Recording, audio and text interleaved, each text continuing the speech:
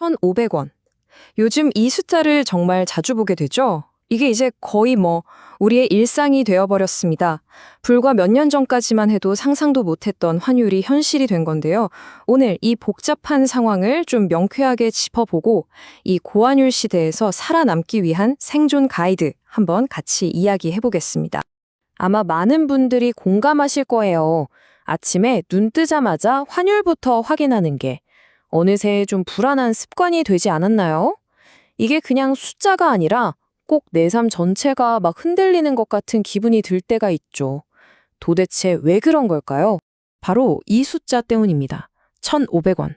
한때는 정말 비상 상황이라고 여겨졌던 이 환율이 이제는 새로운 기준, 그러니까 뉴 노멀이 되어가고 있는 거죠.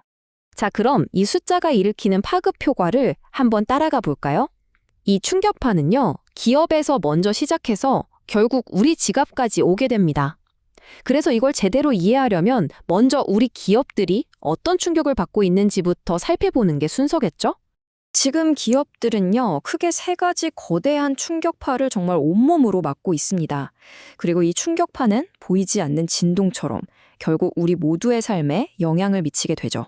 하나씩 한번 짚어보겠습니다. 첫 번째는 바로 원가 상승입니다. 특히 해외에서 원자재를 수입해서 물건을 만드는 제조업체들, 여기는 정말 직접적인 타격을 받고 있어요. 왜냐하면 똑같은 양의 원료를 사더라도 원화로 내야 하는 돈이 순식간에 불어나니까요. 실제로 한 기계 부품 회사 대표님 사례를 보면 이게 확 와닿습니다. 아니 글쎄 반년 만에 원자재 결적이 무려 12%나 뛰었다는 거예요. 특히 수입 의존도가 높은 철강이나 화학 같은 업종은 압박이 훨씬 더 심각하겠죠. 그리고 이 부담은 결국 제품 가격 인상으로 이어지고 최종적으로는 우리 장바구니 물가에 영향을 주게 되는 겁니다. 두 번째 충격은 바로 달러 빚입니다.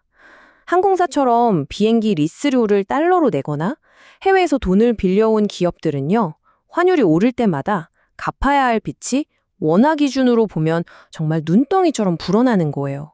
이걸 전문 용어로 환차손이라고 하는데요. 별명이 뭐냐면 보이지 않는 폭탄입니다. 정말 딱 맞는 말이죠. 가만히 앉아있는데도 환율 때문에 빚이 저절로 늘어나는 거니까요. 기업의 재무제표에는 이 손실이 고스란히 기록됩니다. 항공사 재무팀에서 일하시는 분의 이 한마디에 그 무게가 그대로 느껴지는 것 같아요. 매일 이 보이지 않는 폭탄을 관리해야 하는 그 심정, 정말 상상하기 어렵죠. 자, 마지막 세 번째 충격입니다. 바로 미래의 성장 동력이 멈추는 거예요. 환율이 이렇게 불안정하면 기업들은 불확실성 때문에 투자를 가장 먼저 줄일 수밖에 없거든요. 여기 이 사례처럼요, 야심차게 준비하던 신규 사업이나 해외 공장 설립 계획이 무기한 연기되거나 아예 취소되기도 하는 거죠. 이게 단순히 한 회사의 문제가 아니라 우리나라 전체의 성장 잠재력을 갉아먹는 아주 심각한 문제로 이어질 수 있습니다. 자, 기업들의 이런 어려움이 결국 우리에게 어떻게 돌아오는지 이제 좀 그림이 그려지시나요? 그럼 이제 가장 중요한 부분으로 넘어가 볼게요. 이 거대한 폭풍 속에서 우리가 그냥 속수무책으로 당하고만 있어야 할까요? 아니요. 내 지갑을 지킬 방법은 분명히 있습니다. 너무 비관적으로만 볼 필요는 없습니다. 지금 당장 우리가 실천할 수 있는 작지만 아주 강력한 세 가지 방어 전략. 제가 이걸 세 가지 방패라고 이름 붙여봤는데요. 지금부터 소개해 드릴게요. 우리의 방패는 이렇게 세 가지입니다. 첫째, 환율에 휘둘리지 않는 달러 매수 전략. 둘째, 나도 모르게 새는 돌을 막는 해외 결제 습관. 그리고 마지막 셋째, 위기를 기회로 만드는 자산 재조정입니다. 하나씩 자세히 한번 알아볼까요? 자, 첫 번째 방패입니다. 혹시 유학이나 해외여행처럼 달러를 써야 할 계획이 있다면요. 환율이 가장 낮을 때 한 방에 사야지. 이런 생각은 하지 마세요. 그건 거의 불가능에 가깝거든요. 그 대신에 환율이 조금씩 내려갈 때마다 꾸준히 마치 적금 붓듯이 분할해서 매수하는 겁니다. 이게 훨씬 안정적이에요. 여기 이분의 경험담처럼요. 이 전략의 핵심은 수익률을 극대화하는 게 아니에요. 환율의 오르내림에 막 기뻤다 슬펐다 하지 않고 심리적인 안정감을 찾는 것. 그게 바로 첫 번째 방패의 진짜 목적입니다. 두 번째 방패는 우리 일상 속 작은 습관을 바꾸는 겁니다. 해외 직구를 하거나 여행지에서 결제할 때 우리가 생각보다 많은 숨은 수수료를 내고 있다는 거 알고 계셨나요?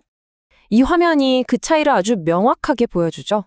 예를 들어서 해외 결제 수수료가 낮은 체크카드를 쓴다거나 결제할 때 원화가 아니라 현지 통화로 결제하는 것. 이런 작은 습관만으로도 불필요한 지출을 꽤 많이 막을 수 있습니다. 이게 바로 내 지갑을 지키는 두 번째 방패가 되는 거죠. 자, 이제 마지막 세 번째 방패입니다. 저는 이걸 자산 체중 조절이라고 부르고 싶은데요. 요즘처럼 시장이 불안정할 때는 무조건 공격적으로 투자하기보다는 내 자산 포트폴리오의 균형을 맞추는 지혜가 필요합니다. 그러니까 내 자산의 일부를 달러나 금 같은 전통적인 안전자산으로 좀 옮겨두거나 아니면 여러 나라의 주식을 묶어놓은 ETF처럼 글로벌 시장에 분산 투자를 하는 거죠. 이렇게 하면 특정 국가 경제가 흔들릴 때 충격을 좀 흡수해주고요. 무엇보다 마음에 여유가 생깁니다.